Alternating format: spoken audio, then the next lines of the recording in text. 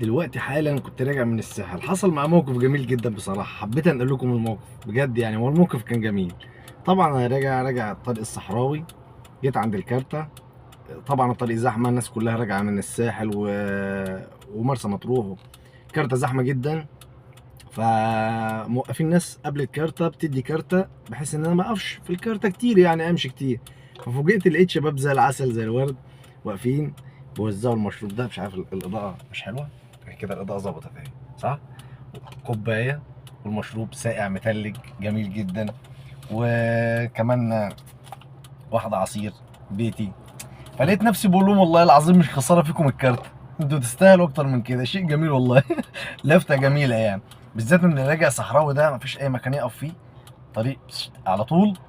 والدنيا حر، المكيف العربية تقريبا بدأت تشتم عشان التكييف شغال والطريق سريع فلفتة جميلة جدا، وتحيا مصر.